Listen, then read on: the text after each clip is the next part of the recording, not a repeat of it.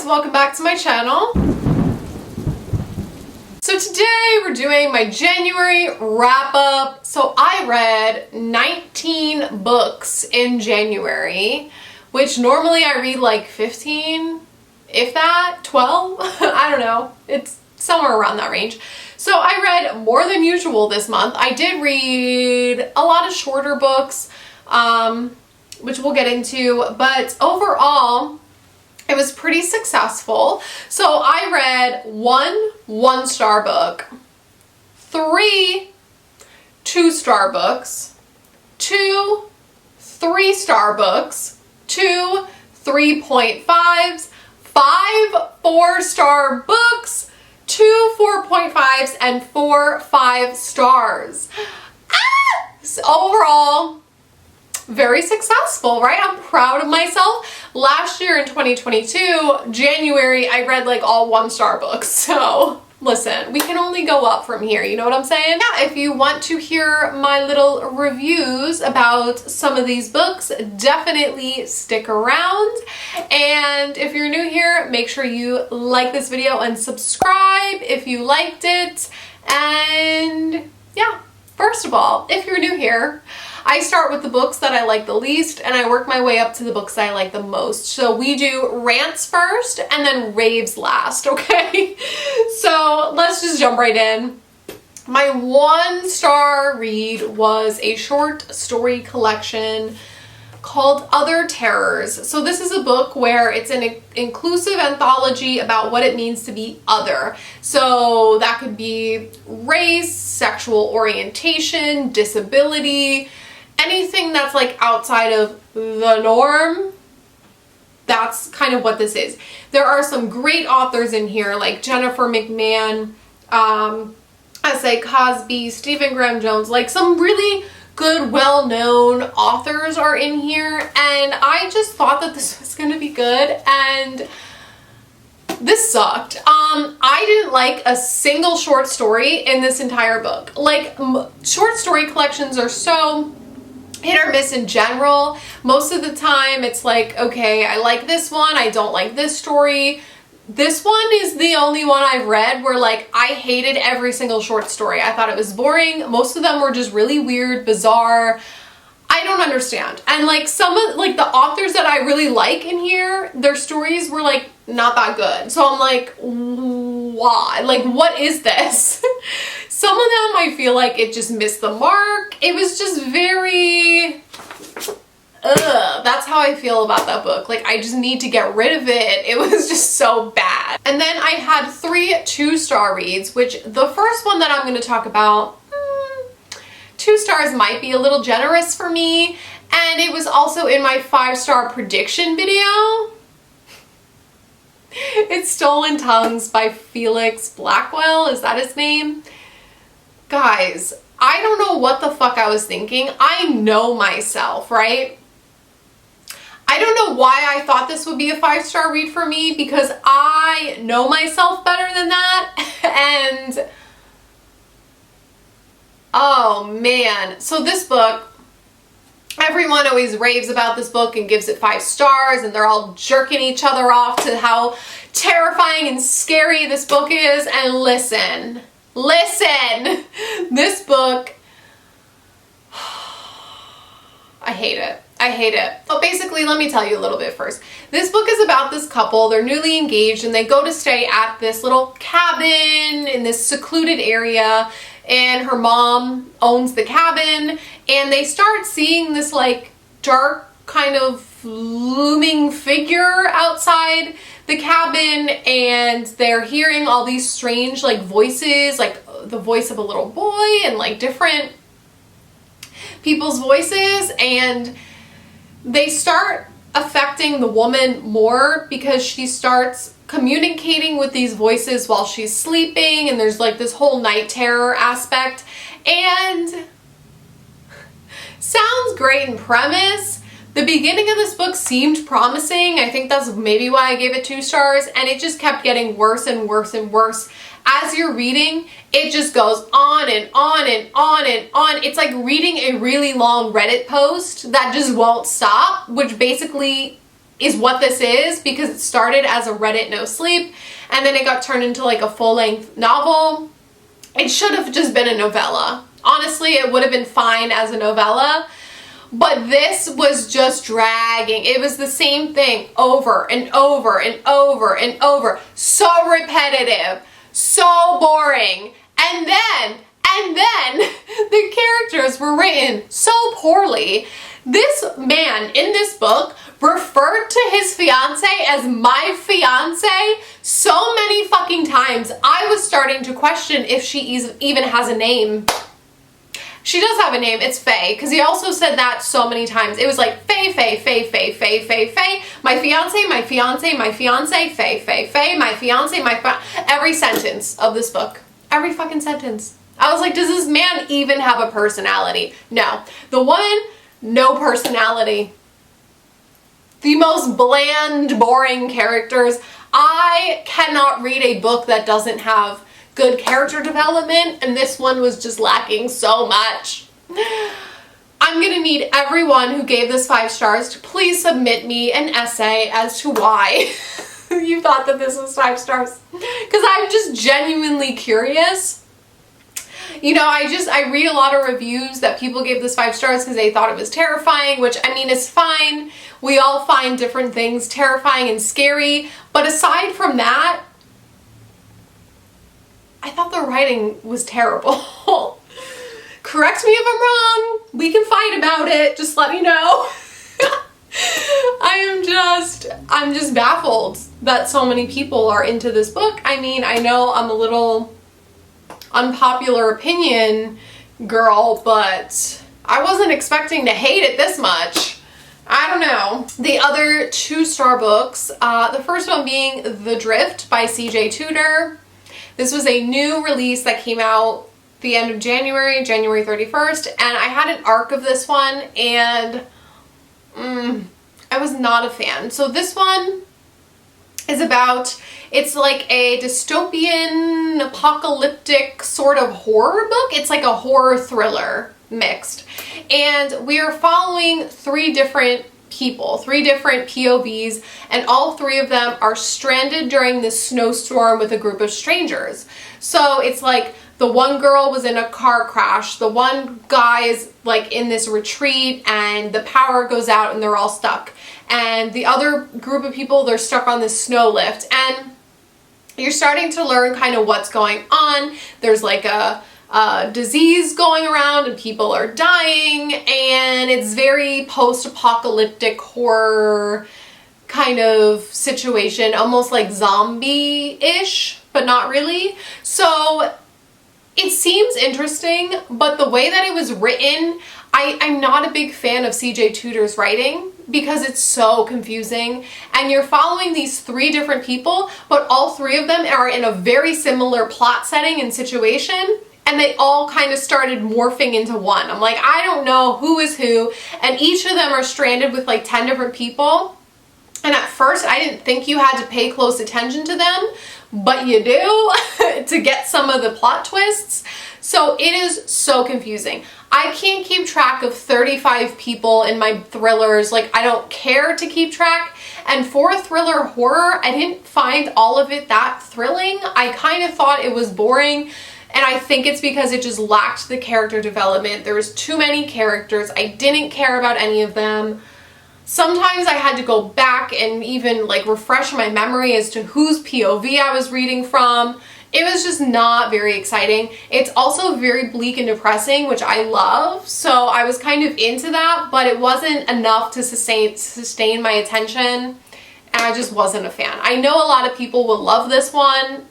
I am just not the audience for her writing, I don't think. I really enjoyed The Burning Girls, but I gave it a 3.5 because there was just so much going on that I couldn't keep track, and then I ended up like not really caring about it at the end. So yeah. Then my next 2-star was a nonfiction, and it's There I Am by Ruthie Lindsay. This is a chronic pain memoir about this woman who was hit by an ambulance when she was a teenager going 65 miles an hour, and she ended up in the hospital, basically in a coma. They said she had like a 5% chance of living.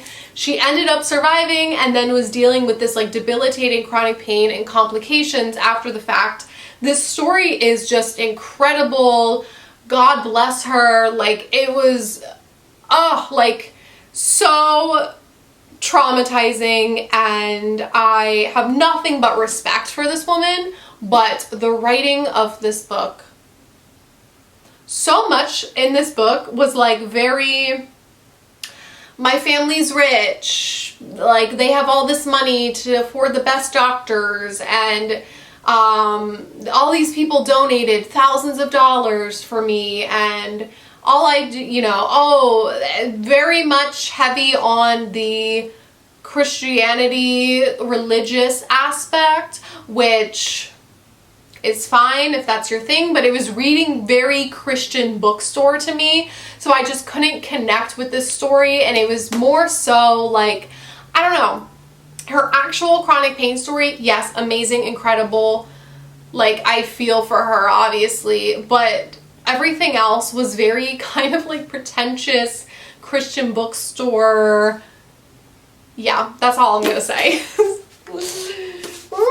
And I have 2 3-stars. The first one is The Vessel by Adam Neville. I posted a video on my channel reading and reviewing 6 short horror books, and this was one of them. So I'm not going to be reviewing them or really discussing them in this wrap up. If you want to go see my full thoughts, go check it out. But this one is about this woman who is a single mom, and she goes to stay with this elderly woman, and she becomes a caretaker for her, and some weird shit starts happening. So I gave it 3 stars.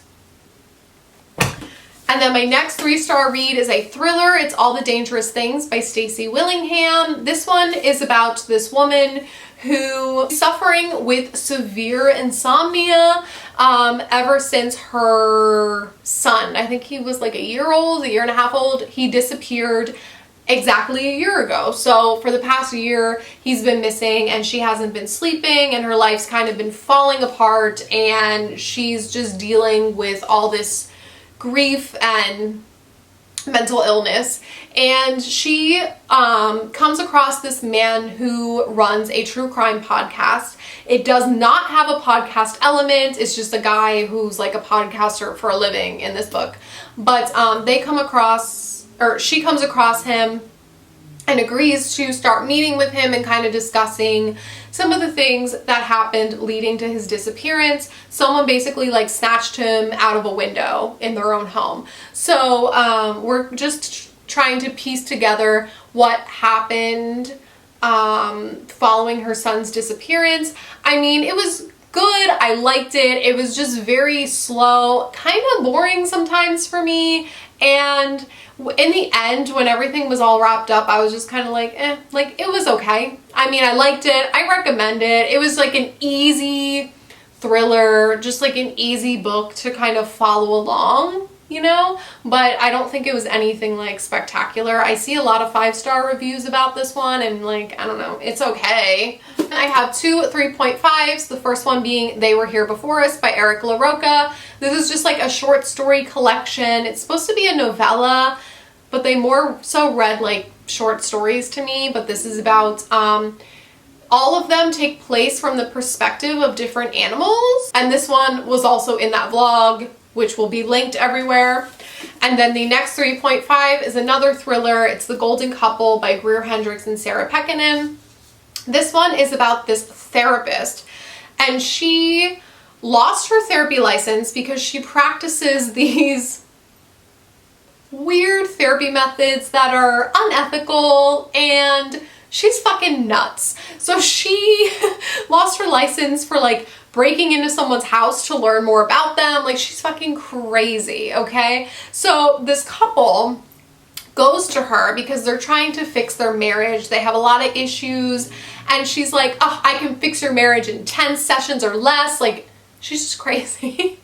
So she starts kind of like investigating this couple, and we're following the perspective of the therapist and the perspective of the woman, Marissa, I think her name is, who's the wife. So we're learning about this couple, we're learning about this therapist, and then we're learning about like what the therapist learns about the couple. So it's just like a trashy, like kind of a slow burn, easy to listen, easy to read sort of thriller. The end, I really enjoyed it, but the end, there were some like plot holes at the end. Like there were just plot twists that didn't make sense that were kind of just thrown in here for the sake of being a plot twist. It was like, oh, by the way, this happens, and you're like, where did that even come from? So some of it didn't make sense, but overall, I liked it. It was a fun time. So next I have some 4-star reads. The first one being Only the Stains Remain by Ross Jeffrey. This one was in that vlog. I gave it 4 stars, and it's about, it's like horror bordering along the lines of extreme horror, about this guy who was abused as a child. Him and his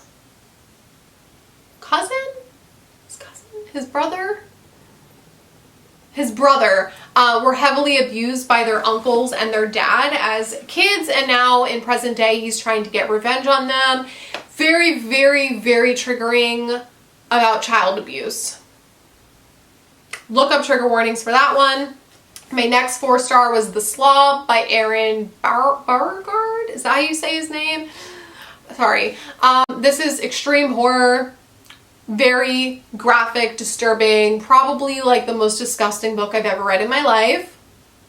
If you want to hear my full thoughts about either one of those books, check out that vlog, as well as the next one will also be in that vlog. It's Tribesmen by Adam Cesar. This book is about like those 80s Italian cannibal movies, like Cannibal Holocaust. So this group of people go to this secluded, deserted island to film a cannibal movie, and craziness happens. That one's also in the vlog. So yeah, all 3 of those 4 stars. My next 4-star was a thriller, and it's An Unwanted Guest by Sherry Lapina. This is like a why can't I think of that author? Why can't I think of the author's name? Agatha Christie. This is like an Agatha Christie and then they were done retelling, basically, where people are being picked off one by one. You have a group of strangers staying at this resort. What was it? Like a hotel?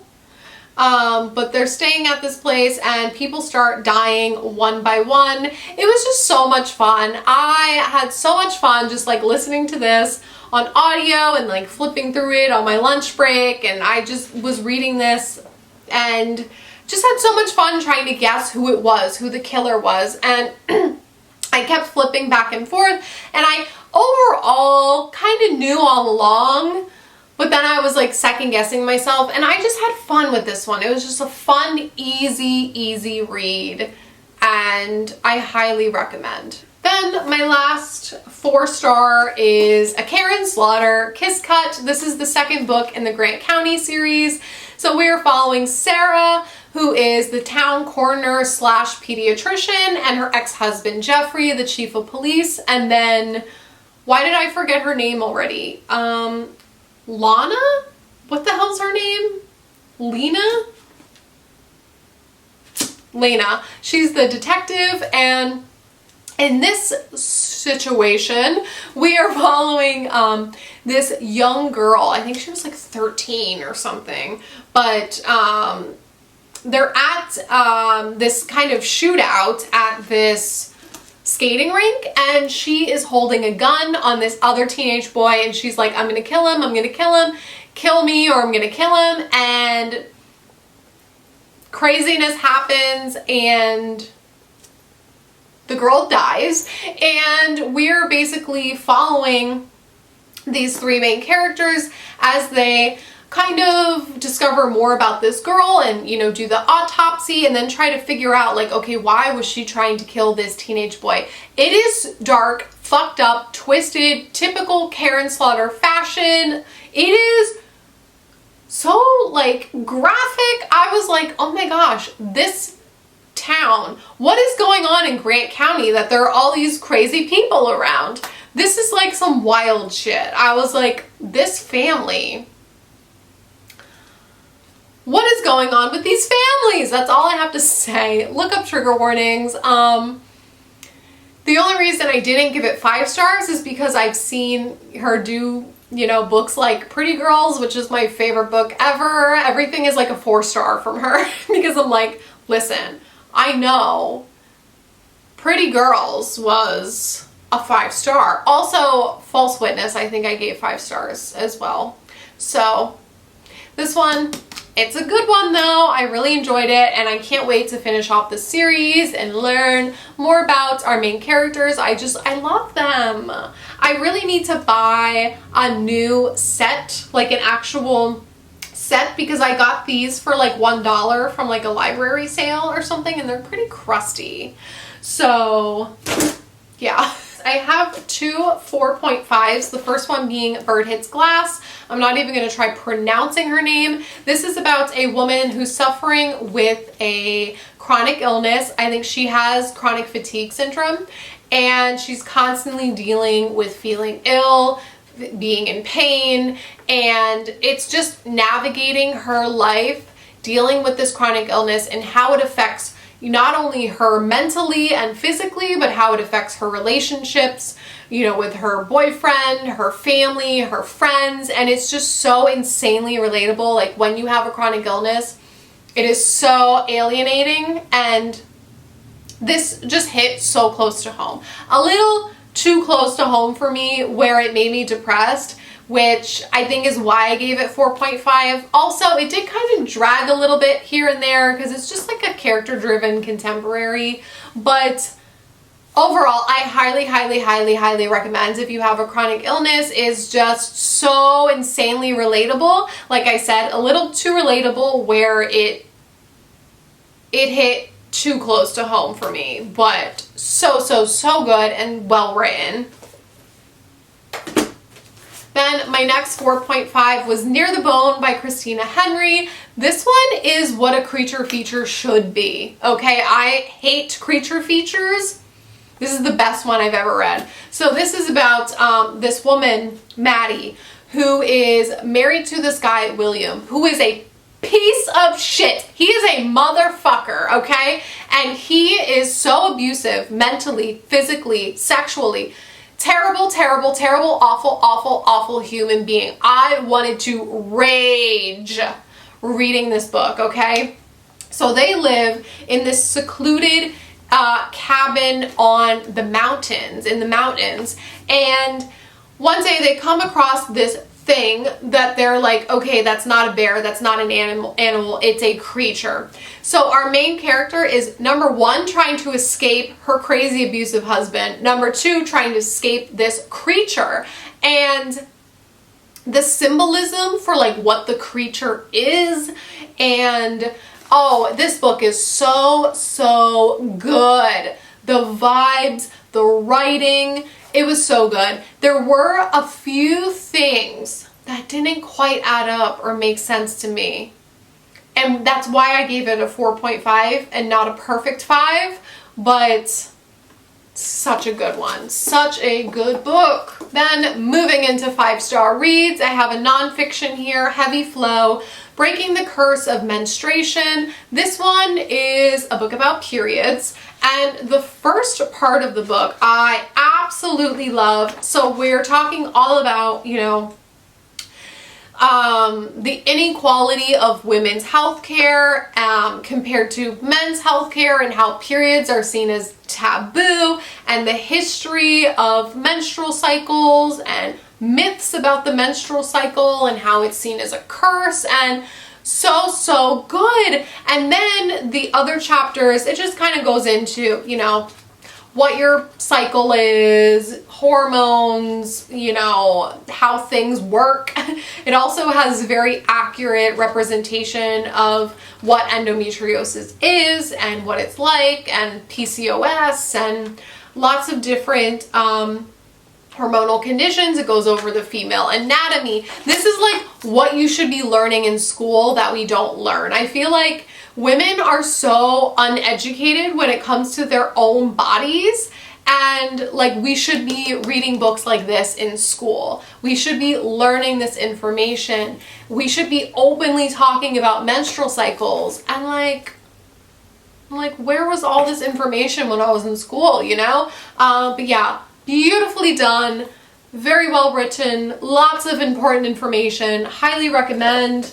And then my next 5-star was Summer Never Ends by Judith Sonnet, which was also in the vlog.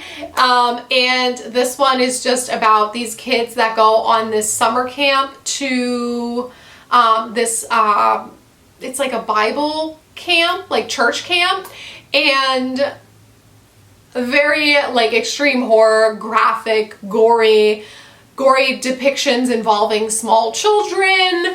It's fucked up. Definitely look up trigger warnings, but this was just so good. And the symbolism and the like deep dive into the darker side of religion. If you have church trauma, look this up. Then my next 5-star read was Blood Sugar by Sasha Rothschild. So this one is a slow burn, character-driven book. It's a thriller, like mystery, but you're really just learning about this main character and her life. So it's about this therapist, and she's being investigated for murdering her husband.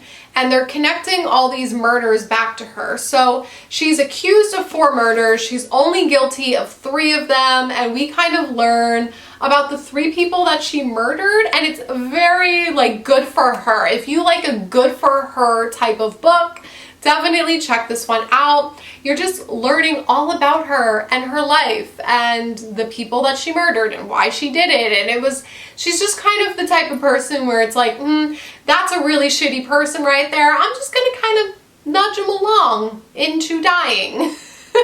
You know what I'm saying? So now she is being accused of murdering her husband, but she didn't do it. So I love this one so much. I love this main character. I'm obsessed with her. I want to be best friends with her. Like everything about her, I was just kind of like, oh my God, you go girl. She was so relatable, flawed, like just, I love this book so much. I love it.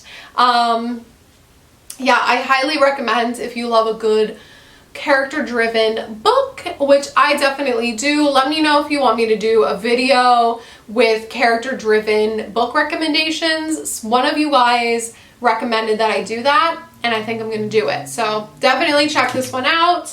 And then last but not least, of course, is my Man Grady Hendrix, How to Sell a Haunted House. I have an entire video about this one where I did the first half is a non-spoiler review. The second half is a spoiler review, and I'm obsessed with this book. It's about this girl who goes back to her hometown after her parents died and has to deal with her shitty brother, and they have to deal with selling this house. But the house, there's some things going on with the house. There's a creepy doll collection, a creepy puppet collection. It's madness. It's like cheesy, corny 80s style horror. If you like things like Child's Play, you'll like this one. And I'm obsessed. Need I say more? I have a Grady Hendrix shrine. You guys know this about me. So yeah.